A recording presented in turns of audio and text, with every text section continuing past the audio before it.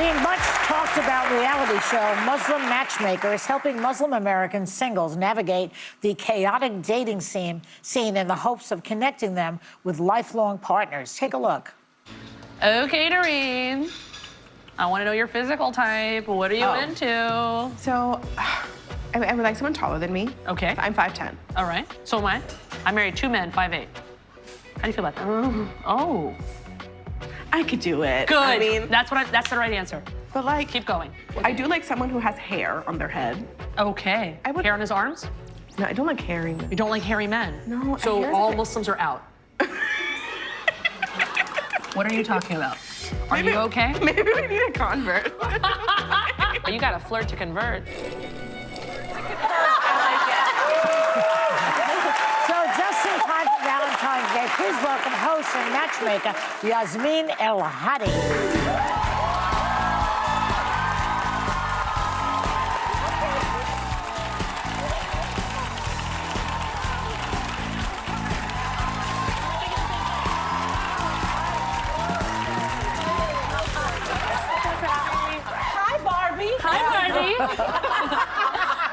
Hey, you. Wow. We're thinking the same thing, huh? I guess we got the memo. Got love on the mind, love of self first? Yes. Yes. Okay, good. I'm trying to think about it. My husband wants me to have love on the mind.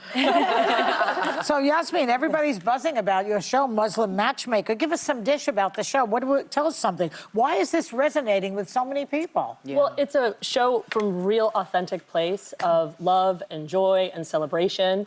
Yes. We all are searching for that one person to be our soulmate, to be our partner in life. And I think everyone can really just find the commonality with that. Yeah. And it's really beautiful to see people's journey because they're also learning a lot about themselves in the process. Mm-hmm. Yeah. And you're very funny. Thanks. Very funny. Joy? What? Joy said that to me. Oh, I'm sorry, you just threw me off. That is the ultimate. Do you want to be my Valentine? So when most people think of matchmaker, they think of an older aunt or a grandma, somebody, you know, that's Someone not cute. Somebody that's not you. Yeah. And then there's that stereotype, and then there's you. Yeah. Right? Fun, young, crazy. Elhady. So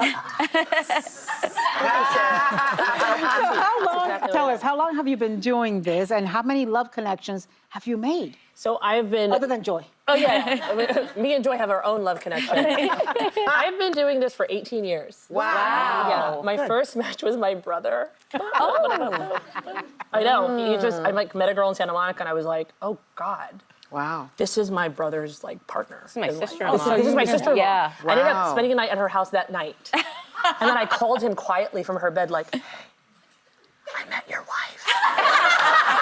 And he was like, Not creepy at all. he was like, don't you think I should meet her first? I was like, minor detail. I'm in her bed. He was like, stop, get off the phone.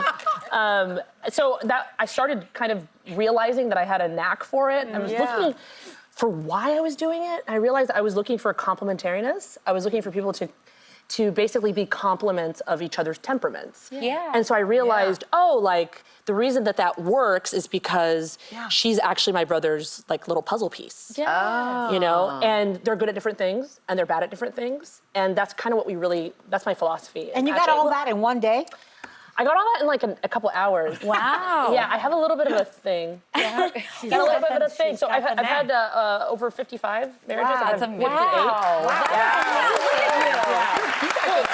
Thank you. Yasmin, you say that people don't know how to date. So you ask couples to follow something called the rule of 3. Yep. What are they commonly doing wrong, and what does your rule of 3 entail? So the rules of 3 are an attempt to give people an opportunity to actually consider the person in front of them wholeheartedly. Without thinking that there is a sea of opportunity out there when really, like, you just gotta catch one delicious fish. Yeah. Yes. It's gotta be well seasoned. You know what I'm saying? Well prepared. Not It's too gotta squirmy. Not too squirmy. Mercury levels have to be good. Right. Right? It's gotta be, you're right, not too mercurial. Yes. Yeah. And it's gotta be wild caught. Right.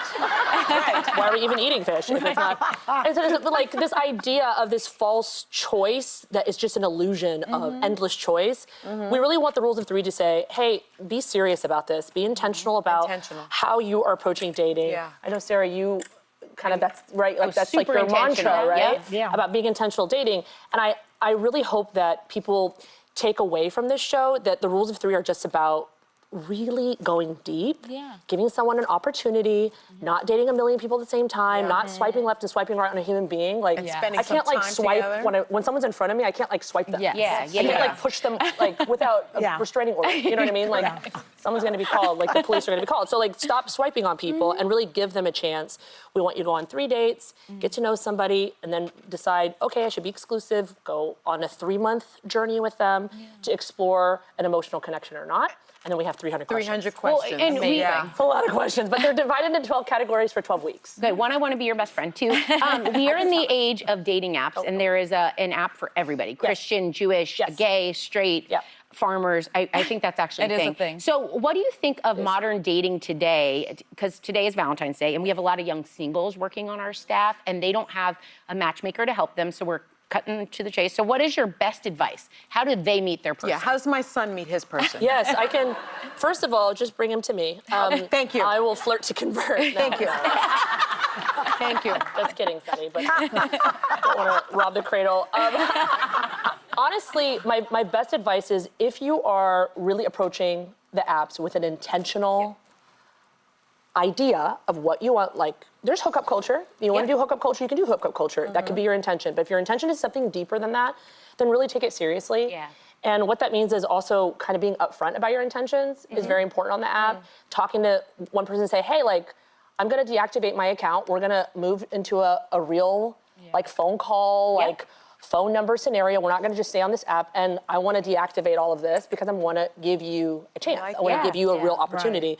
And that's an easy way to check like if somebody's serious or not, right, about you.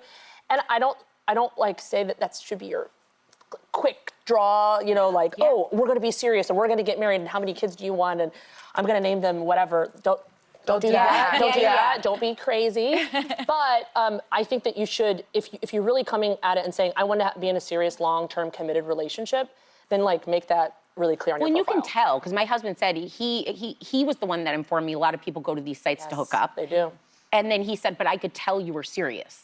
You know, from the deliberate way I answered things to the pictures I'd put up that looked just like me and all the things. So. And the 300 questions scares a lot of people, but don't be too scared about them. They're really just suggestions, a framework for you to make sure that you hit all of these categories. You don't have to ask them. Give me one. Give me an example. So, for of one. example, I have one that says, what is a big risk that you took that really paid off? It's kind of a getting to know each other. It's That's really, a good one. It's like deep. It's like, how do you actually define respect, and who in your life gave you that idea of what respect should look like? Why do you ask about risk?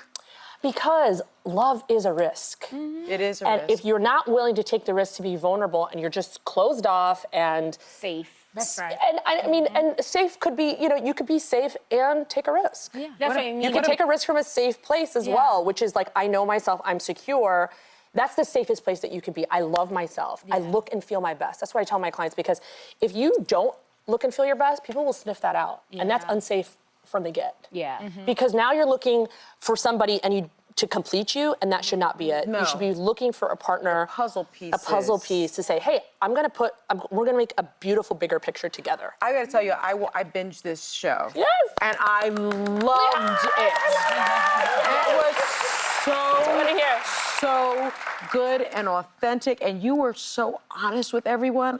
I loved it, especially Fulani. You were like, clean up this kitchen, man. I'm like, don't be junky, you're Muslim. Don't be junky. You gotta be clean. I loved it.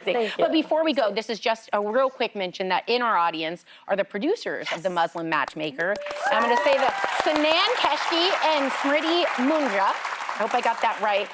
You're also Oscar nominated for your documentary short film, I Am Ready, Warden. So congratulations. It's so great to have you guys here. Good for you. And all your best friends are here, which is amazing. Yeah, my besties, and your new best friends my here. besties came, my new besties came. Thank you so much. I love you. Hey, Bethany, I love you. So thank you very much for coming by. We really like you. Appreciate it. I like you too. Muslim Matchmaker is streaming now on Hulu. Check it out.